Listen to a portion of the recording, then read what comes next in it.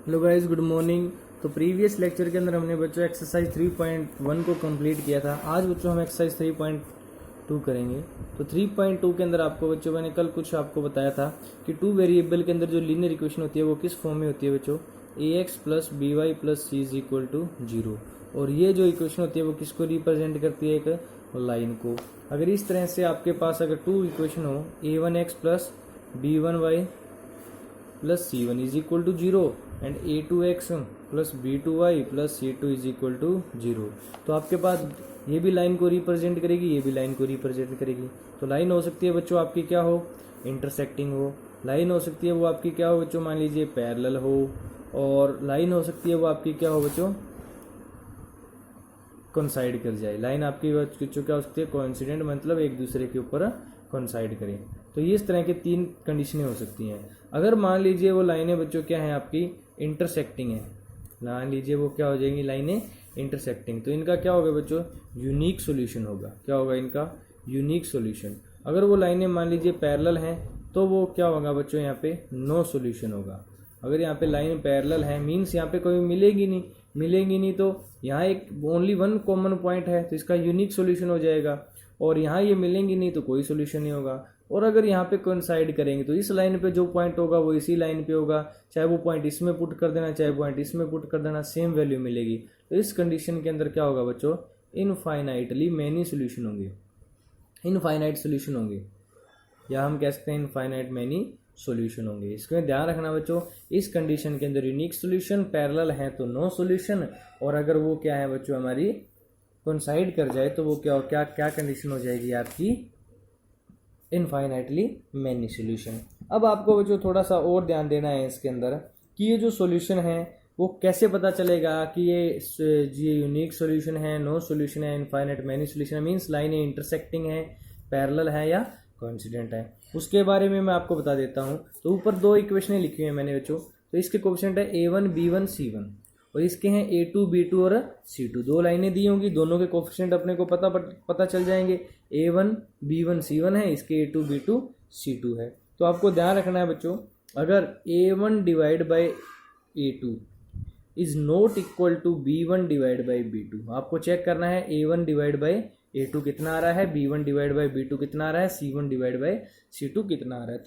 तीनों फाइंड करने हैं आपको। एक बार मैं यहाँ पे लिख देता हूँ आपको, यहाँ पे आपको क्या फाइंड करने हैं बच्चों, a1 डिवाइड में a2, b1 divide by b2 और c1 डिवाइड बाई c2, तीनों फाइंड करने हैं। तो फर्स्ट कंडीशन क्या कहेगी आपकी, if a1 divide by a2, अगर a1 divide by a2 not equal to है b1 डिवाइड बाई b2, तो लाइनें क्या होंगी, देन लाइंस जो होंगी आपकी, लाइंस आर इंटरसेक्टिंग। लाइन क्या करेंगे बच्चों, इंटरसेक्ट करेंगी। और एग्जैक्टली कितने होंगे बच्चों, एग्जैक्टली वन सॉल्यूशन होगा। तो हम यहाँ कहेंगे जो सॉल्यूशन होंगे वो कितने होंगे, एग्जैक्टली वन सॉल्यूशन, एक ही सॉल्यूशन होगा, जिसको हम क्या कह सकते हैं बच्चों, यूनिक सॉल्यूशन भी बोल सकते हैं।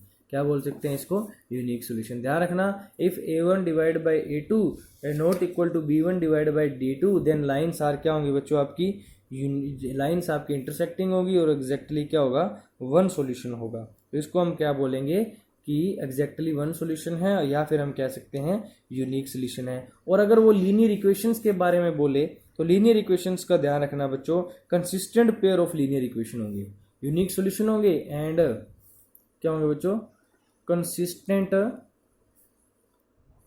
Pair of linear equation. और लीनियर इक्वेशन के जो पेयर होंगे वो बच्चों क्या होंगे आपके, कंसिस्टेंट होंगे। लीनियर इक्वेशंस के जो पेयर होंगे वो कंसिस्टेंट होंगे। तीनों बातें ध्यान रखनी है। If a1 is not equal to b1 by b2, then line क्या होंगी, इंटरसेक्टिंग। दूसरा क्या ध्यान रखना है, सॉल्यूशन क्या होंगे, यूनिक। और तीसरा ध्यान रखना है कि जो लीनियर इक्वेशंस के जो पेयर हैं, पेयर मीन्स दो इक्वेशन, पेयर में दे रखे ना दोनों इक्वेशन, तो जो पेयर हैं वो क्या होंगे आपके, कंसिस्टेंट होंगे। काफ़ी बार एग्जाम में पूछा जाता है कि लीनियर इक्वेशन के पेयर, ये सॉल्यूशन के बारे में भी और इन लीनियर इक्वेशंस के पेयर के बारे में भी और लाइंस के बारे में भी, तो तीनों ध्यान रखना है। सेकंड पे आते हैं। सेकंड कंडीशन क्या कहती है कि अगर आपके पास if a1 divide by a2 is equal to b1, अगर देखिए इक्वल नहीं आ रहा तो फर्स्ट कंडीशन फुलफिल। अगर बाय मान लीजिए वो इक्वल आ रहे हैं तो हमें दोनों A1 divide by A2 equal to B1 divide by B2, और फिर हमने चेक करना है C1 डिवाइड बाई C2। तो अगर यहाँ पे आपके पास C1 डिवाइड बाई C2 अगर इक्वल नहीं आ रहा, मीन्स ये दोनों इक्वल आ जाए लेकिन तीसरा इक्वल ना आए, C1 divide by C2 equal ना आए, तो इस कंडीशन के अंदर जो लाइंस होंगी, देन लाइंस आर पैरेलल। तो लाइन क्या हो जाएंगी इस कंडीशन के अंदर बच्चों, पैरेलल हो जाएंगे। और पैरेलल लाइन का मैंने बताया है सॉल्यूशन क्या हो जाएंगे, कोई सॉल्यूशन नहीं होगा। Lines are parallel and no solution exist. यहाँ कोई भी सॉल्यूशन आपके एग्जिस्ट नहीं करेंगे, और कोई भी सॉल्यूशन एग्जिस्ट नहीं करेंगे तो ये आपको पता चला बच्चों, अगर दोनों इक्वल नहीं है तो क्या होगा, यूनिक सॉल्यूशन। और लाइन क्या होंगी, intersecting consistent pair of linear equation. अगर ये दोनों इक्वल आ जाए, तीसरा इक्वल ना आए, देन लाइंस क्या होंगी, पैरेलल। और क्या होगा बच्चों, नो सॉल्यूशन, कोई भी सॉल्यूशन एग्जिस्ट नहीं करेगा। अगर नहीं करेगा तो हम क्या कहेंगे बच्चों, तो अब हम इसके अगर लीनियर इक्वेशंस के पेयर की बात करें तो हम क्या लिखेंगे बच्चों, dependent pair of linear equation. And क्या होंगे बच्चों, dependent pair of linear equation. और लीनियर इक्वेशंस के क्या होंगे बच्चों, डिपेंडेंट पेयर होंगे लीनियर इक्वेशंस। और ये क्या होते हैं, और डिपेंडेंट पेयर की बात करेगा तो ये क्या होंगे बच्चों, कंसिस्टेंट ही होंगे। क्या होंगे, डिपेंडेंट पेयर ऑलवेज क्या होता है, कंसिस्टेंट होता है। तो इस केस में भी कंसिस्टेंट ही सॉल्यूशन होंगे। लीनियर पेयर जो ये आपके पेयर ऑफ लीनियर इक्वेशन है वो बच्चों क्या होंगे, कंसिस्टेंट होंगे। और ये क्या हो जाएंगे, डिपेंडेंट पेयर हो जाएंगे, किसी अदर वैल्यूज पे क्या कर जाएंगे बच्चों, डिपेंड कर जाएंगे। अगर ये नो सॉल्यूशन दे रहा है तो कोई इसमें कोई वैल्यू तो एग्जिस्ट नहीं करेंगी, तो खुद की तो कोई वैल्यू एग्जिस्ट करती नहीं है, तो इट मीन्स ये किसी अदर वैल्यूज पे डिपेंड करते हैं। तो हम कहेंगे डिपेंडेंट पेयर हैं और ये क्या होते हैं बच्चों, कंसिस्टेंट होते हैं। अब आते हैं तीसरी कंडीशन पे। तीसरी कंडीशन क्या बनती है बच्चों, इफ तीनों इक्वल हो जाए तो A1 A2 equal to B1 B2 equal to C1 C2। तो ध्यान रखना, थर्ड कंडीशन क्या बची, देन लाइन क्या हो जाएंगे आपकी, देन लाइंस आर क्या हो जाएंगे, क्या कर जाएंगे बच्चों आपकी, कोइंसाइड कर जाएंगे, मीन्स लाइन कोइंसिडेंट हो जाएंगी। और लाइन कोइंसिडेंट हो गई, coincident lines, then lines are coincident, line coincident हो गई, एंड सॉल्यूशन क्या हो जाएंगे, अगर लाइन कोइंसिडेंट कर जाए तो एंड इनफाइनाइटली, बहुत सारे solution, infinitely many solution exist, बहुत सारे सॉल्यूशन एग्जिस्ट करेंगे, इनफाइनाइटली मैनी सॉल्यूशन एग्जिस्ट।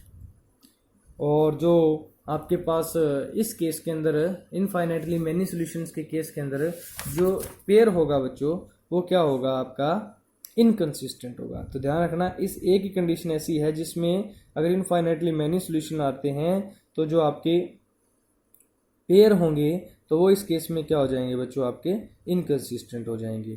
तो आप इसमें जो पेयर हम लिखेंगे वो, तो इस कंडीशन में बच्चों मैंने थोड़ा सा यहाँ पे मिस्टेक कर दी है कि अगर ये नो सॉल्यूशन की कंडीशन बन रही है तो ये डिपेंडेंट पेयर ऑफ सॉल्यूशन नहीं होंगे आपके। यहाँ पे जो पेयर ऑफ ये आपका थोड़ा ध्यान रखना बच्चों, ये नो सॉल्यूशन की, सॉरी बच्चों, ये क्या कह रहा है कि एंड नो सॉल्यूशन हो जाएंगे, नो सॉल्यूशन एग्जिस्ट करेंगे तो ये आपके क्या हो जाएंगे बच्चों, इनकंसिस्टेंट इस केस में होंगे। अगर आपके कोई भी सॉल्यूशन एग्जिस्ट नहीं कर रहा है तो ये इनकंसिस्टेंट है। तो यहाँ पे के जो pair of linear equation are inconsistent, and आप यहाँ पे no solution exist and pair of linear equation are inconsistent. थोड़ा ध्यान रखना बच्चों, ये थोड़ी मिस्टेक हो गई थी यहाँ पे कि अगर आपके पास कोई सॉल्यूशन एग्जिस्ट नहीं कर रहा है तो आपके जो लीनियर इक्वेशंस के पेयर होंगे वो बच्चों इनकंसिस्टेंट होंगे। सो सॉल्यूशन अगर एग्जिस्ट नहीं करता है तो pair of linear equation are inconsistent. और अगर इनफाइनाइटली मैनी सॉल्यूशन एग्जिस्ट करते हैं तो इस केस में हम कहेंगे कि and pair of linear equation are dependent, या फिर हम लिख सकते हैं बच्चों dependent pair of linear equation, dependent pair of linear equations. और ये क्या होते हैं बच्चों, कंसिस्टेंट ही होंगे, ये भी क्या होंगे, कंसिस्टेंट, क्योंकि ये किसी अदर वैल्यू पे डिपेंड करेंगे, क्योंकि बहुत सारे सॉल्यूशन एग्जिस्ट करेंगे तो हमें कोई अदर वैल्यू पे ही क्या कर जाएंगे, डिपेंड कर जाएंगे। तो ध्यान रखना, आपको मैं थोड़ा सा दोबारा से रिवाइज करवा देता हूँ। अगर a1 divide by a2 not equal to b1 divide by, तो लाइन इंटरसेक्ट होंगी, एक ही सोल्यूशन एग्जिस्ट करेगा और लीनियर पेयर के जो सोल्यूशन होंगे वो कंसिस्टेंट होंगे। और अगर ये दो इक्वल हैं, थर्ड इक्वल नहीं है, तो जो लाइंस होंगी वो पैरेलल होंगी, कोई सोल्यूशन एग्जिस्ट नहीं करेगा, और पेयर ऑफ लीनियर इक्वेशन क्या होंगे, इनकंसिस्टेंट होंगे। थोड़ा ध्यान रखना, इस केस में ये इनकंसिस्टेंट होंगे। तीनों इक्वल हैं तो लाइन क्या करेंगी आपकी, कोइंसिडेंट करेंगी, and infinitely many solution exist करेंगे, डिपेंड करेगा वो किसी अदर वैल्यू पे, लेकिन होंगे वो क्या बच्चों, कंसिस्टेंट ही होंगे। ध्यान रखना। अब इसी के बेस पे जो पूरी की पूरी जो एक्सरसाइज है आपकी, उसमें यही पूछा गया है। तो देखते हैं हम इस एक्सरसाइज के अंदर 3.2 के अंदर आपसे क्या क्या पूछा गया। तो फर्स्ट क्या है इसके अंदर, कहता है कि from the pair of linear equation following problem find their solution graphically. इनके सॉल्यूशन हमें क्या फाइंड करने हैं बच्चों, इनको ग्राफिकली इनके सॉल्यूशन फाइंड करने हैं। तो हम इनके ग्राफिकली सॉल्यूशन फाइंड करते हैं।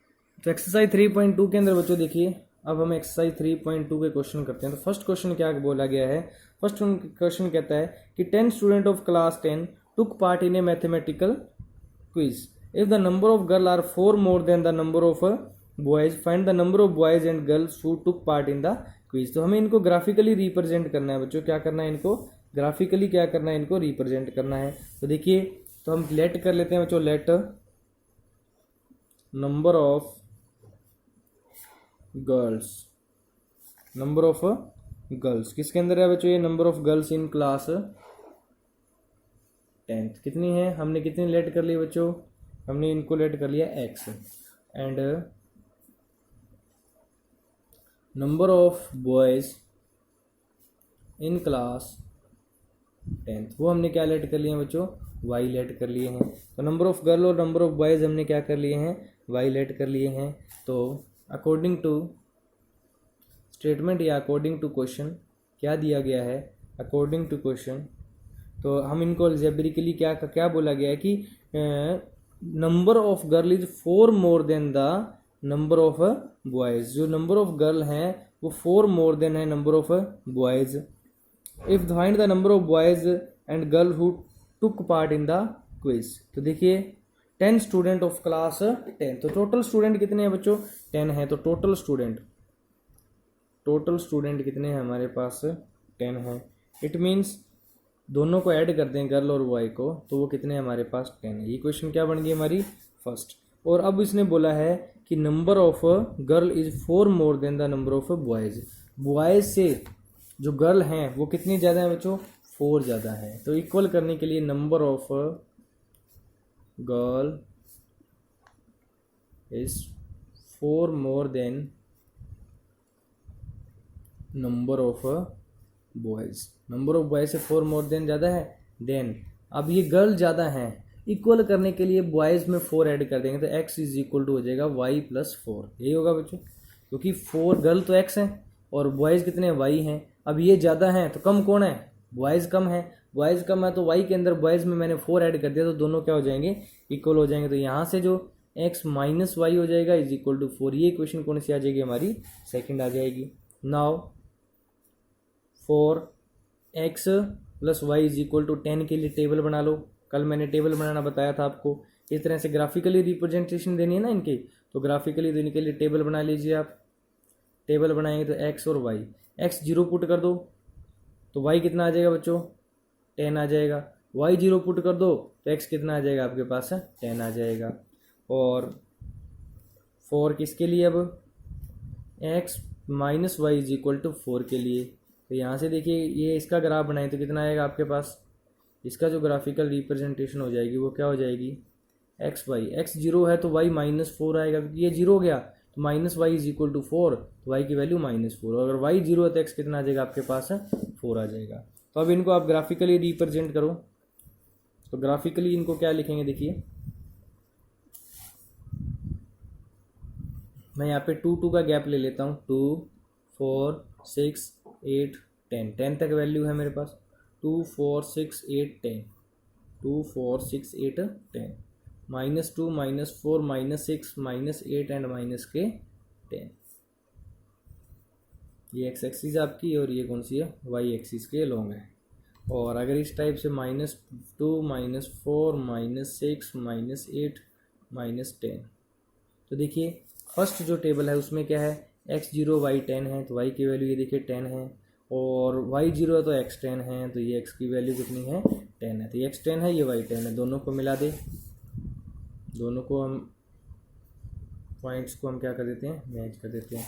उसके बाद हमारे पास आता है बच्चों नेक्स्ट में क्या है, x0 है तो y -4 है, तो y -4 है तो ये देखिए y -4 यहाँ होगा, और y0 है तो x 4 है, y0 तो x कितना है 4 है, ये देखिए ये दोनों यहाँ से ये लाइन पास हो जाएगी,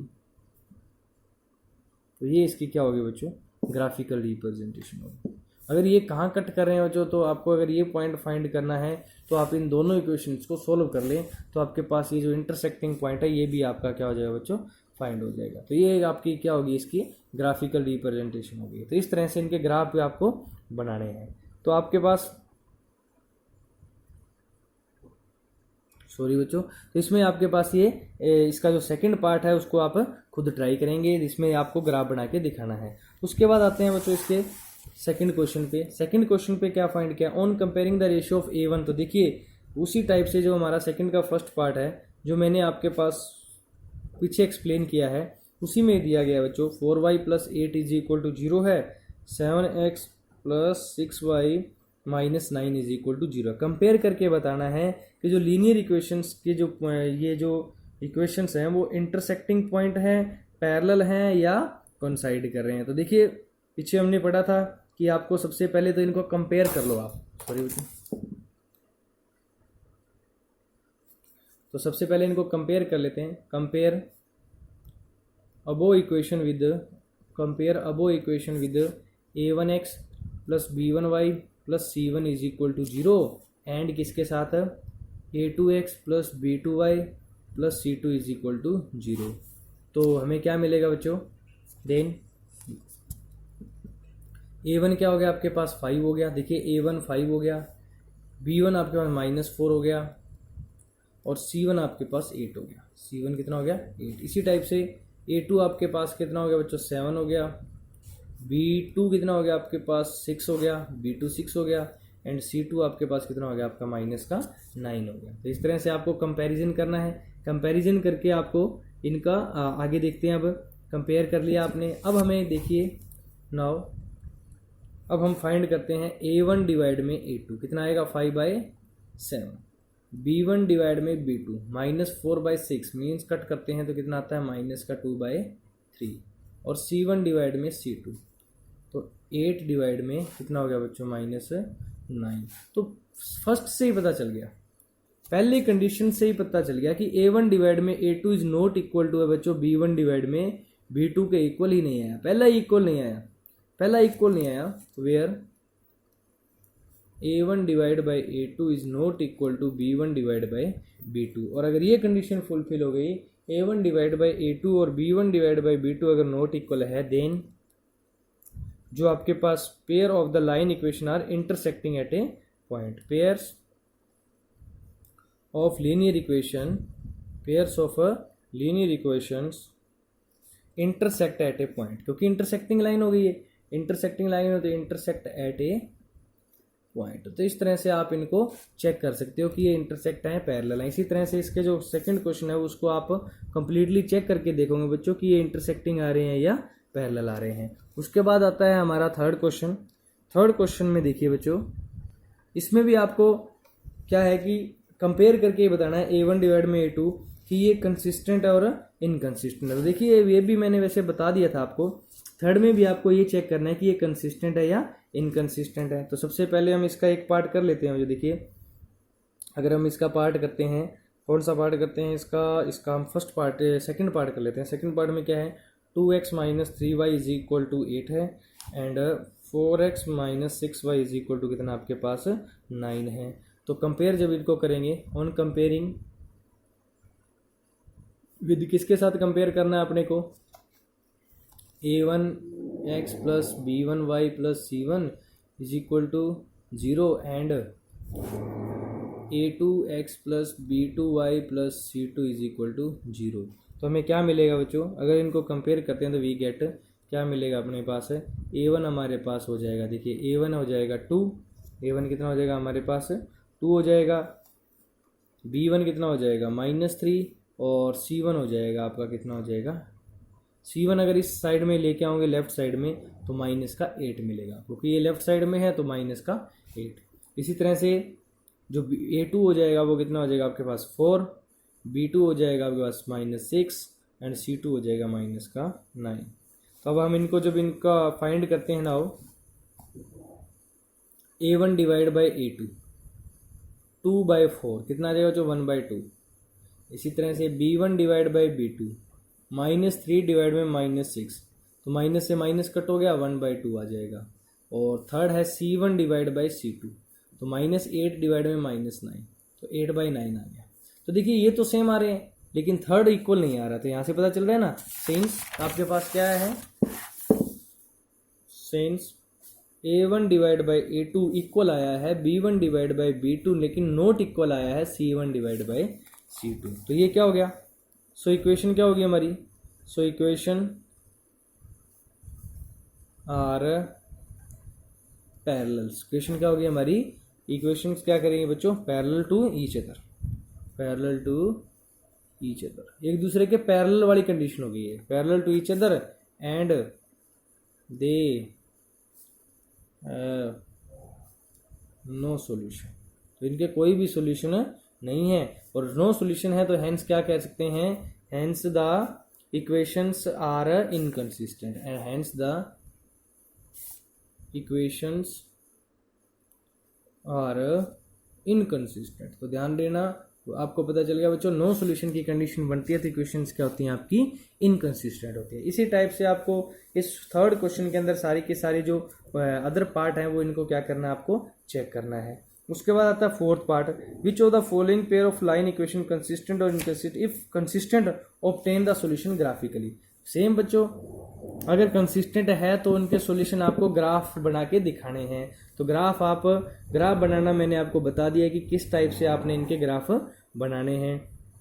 तो जिस कंडीशन में सॉल्यूशन क्या हो आपके कंसिस्टेंट हो, जिस कंडीशन में आपके सॉल्यूशन क्या हो जो कंसिस्टेंट दो ही कंडीशन बनेगी, एक तो कौन सी, कंसिस्टेंट की दो ही कंडीशन बनेगी फोर्थ में, a1 divide by a2 is not equal to होना चाहिए b1 डिवाइड बाई b2, या फिर तीनों इक्वल होनी चाहिए, a1 divide by a2 equal to b1 divide by b2 equal to c1 divide by c2, या तीनों इक्वल होनी चाहिए, या फिर ये दोनों इक्वल नहीं होनी चाहिए। तो आप चेक कर लेना और फिर इनके ग्राफ बना देना। ये दो कंडीशनें बनती हैं तभी ग्राफ बनाना है, क्योंकि यूनिक कंडीशन को अपने ग्राफिकली बताना है।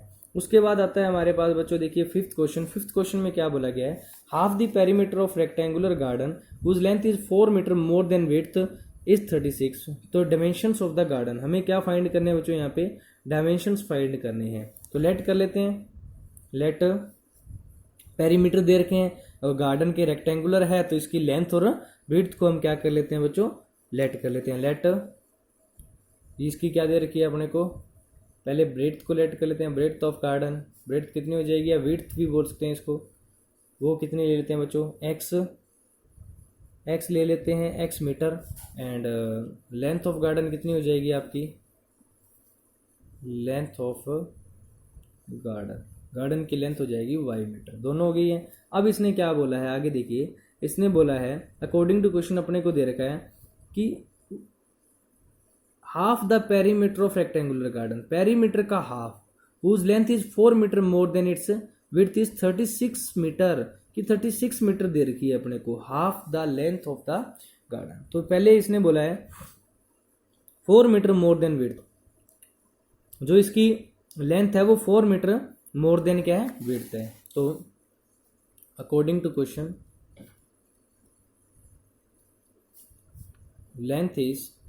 Length of garden is 4 metre more than bread से कितनी ज़्यादा है बच्चों, 4 मीटर मोर देन। तो हम क्या कहेंगे देन, अब ज़्यादा कौन है, लेंथ ज़्यादा है, तो ब्रेड तो क्या होगी, कम हो गई, कौन कम हो गई, ब्रेड कम हो गई। अगर एक्स में आप 4 ऐड कर देते हो तो y is equal to X में 4 ऐड कर दो तो इक्वल हो जाएंगी दोनों। ये आप देखो एक्स वाई, अगर लेंथ को x लेना चाहते हो तो लेंथ को भी x ले सकते हो, ये कोई प्रॉब्लम नहीं है। ओके, तो यहाँ से देखिए y minus X is equal to 4, ये इक्वेशन क्या आ जाएगी हमारी, फर्स्ट आ जाएगी। एंड उसने क्या बोला है आगे कि half the perimeter of garden whose length is 4 metre more than its width is 36 metre. अब ये इसको अपने को क्या दे रखी है, अपने को 36 मीटर दे रखी है। और पेरीमीटर फाइंड करने का फॉर्मूला क्या है बच्चों, आपको पता ही है, पेरीमीटर होता है 2 into X plus Y. 2 into क्या होता है आपका, X plus Y. Half the perimeter of rectangular garden whose length is 4 metre more than width is 36 metre. वो क्या दे रखा है अपने को, 36 मीटर दे रखा है। तो find the dimensions of the garden, अपने को क्या फाइंड करने हैं बच्चों, गार्डन के डायमेंशंस फाइंड करने हैं यहाँ से। तो गार्डन के डायमेंशंस फाइंड करने हैं, तो ये देखिए ये हमारे पास आ गया। तो ये इसका पेरीमीटर होता है, किसी भी गार्डन का अगर पेरीमीटर फाइंड करना हो तो हमारे पास क्या आ गया, 2 इंटू एक्स प्लस वाई आ गया। तो पेरीमीटर आपके पास ये है, और पेरीमीटर का जो हाफ है वो दे रखा है अपने को 36। तो हाफ करेंगे मीन्स डिवाइड में 2 लगाएंगे, 2 से 2 कट हो जाएगा, तो x plus Y is equal to 36। ये इक्वेशन आ गई सेकेंड। अब देखिए इनको, अगर इसने बोला है कि इनको ग्राफिकली रिप्रेजेंट करना है, नहीं करना है, यहाँ पे इसने नहीं बोला है कि ग्राफिकली रिप्रेजेंट करो, तो आप इन दोनों इक्वेशंस को क्या कर लो, सोल्व कर लो। और सोल्व करने से आपको किसकी वैल्यू मिल जाएगी बच्चों, एक्स और वाई की वैल्यू मिल जाएगी। और एक्स और वाई की वैल्यू मिल जाएगी तो आपके पास उनकी क्या आ जाएगी, लेंथ और ब्रेड्थ आ जाएगी। उसके बाद 6th क्वेश्चन में आपके पास कहा गया है कि गिवन लीनियर इक्वेशन दे रखे हैं, write the another linear equation in 2 variable representing the pair of so. तो हमने क्या, देखिए आपको मैं एक करवा देता हूं, बाकी आप खुद ट्राई करेंगे कि आपको ऐसी लीनियर इक्वेशन लिखनी है कि 2x प्लस क्या दे रखा है आपको, 2x plus 3y minus 8 is equal to क्या गिवन है बच्चों, 0 गिवन है। तो आपको एक ऐसी इक्वेशन लिखनी है, लीनियर इक्वेशन है, जो नीचे वाले जो इंटरसेक्टिंग लाइन को रिप्रेजेंट करे, पैरेलल लाइन को रिप्रेजेंट करे और कोइंसिडेंट लाइन को रिप्रेजेंट करे। इसके एक तो दे दी, सेकंड हमने और लिखनी है। तो देखिए सबसे पहले इंटरसेक्टिंग लाइन को रिप्रेजेंट करे, तो इंटरसेक्टिंग लाइन की कंडीशंस क्या होती है आपको पता ही है। तो अगर हमने ये यहाँ पे लिख सकते हो आप, टू फाइंड अनदर लाइन, अगर हमने अनदर लाइन फाइंड करनी है, to find another line linear equation, sorry to find another linear equation in 2 variable, किस में फाइंड करनी है बच्चों इसको, 2 वेरिएबल के अंदर, इन 2 वेरिएबल सच दैट जो ज्योमेट्रिकल रिप्रेजेंटेशन होगी इसकी, ज्योमेट्रिकल, ये सच दैट है बच्चों, एस टी को मैंने शॉर्ट फॉर्म में लिख दिया, such that geometrical representation of the geometrical representation of the pair so formed intersecting line. तो पेयर क्या करेंगे बच्चों, इंटरसेक्टिंग लाइंस को रिप्रेजेंट करेंगे, इसको रिप्रेजेंट करेंगे इंटरसेक्टिंग लाइंस। इट शुड, तो ये हमारे पास कौन सी कंडीशन सेटिस्फाई करनी चाहिए, it should satisfy below condition. कौन सी कंडीशन को सेटिस्फाई करनी चाहिए, a1 divide by a2 is not equal to b1 divide by b2। Intersecting line की तो यही कंडीशन होती है। अगर अब हमारे पास क्या है, a1 divide by a2 is not equal to b1 divide by b2, तो a1 कितना है, 2 हो गया, तो a2 कितना आएगा बच्चों, a2 कुछ भी ले लो, आपकी मर्जी है, दोनों इक्वल नहीं होने चाहिए, बस कुछ भी ले सकते हो, आपकी मर्जी है बच्चों, दोनों क्या नहीं होनी चाहिए, आपकी इक्वल नहीं होनी चाहिए। तो मैंने यहाँ ले लिया, ये देखो, दस another equation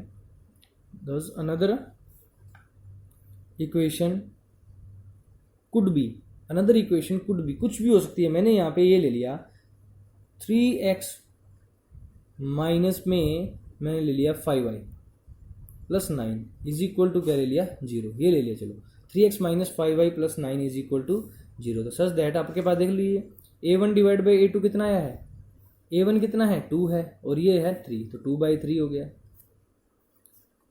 and b1 divide by b2 कितना है, b1 कितना है, 3 है, और b2 कितना है, -5 है, तो ये तो -5 आ गया, ये माइनस है, -5 आ गया। ओके, तो ये आपके पास क्या ये दोनों इक्वल हैं, नहीं है, तो ये इस तरह से आप कुछ भी अपनी मर्जी से कोई भी लाइन लिख लो, तो इस तरह से आपको ये लाइनें लिखनी है।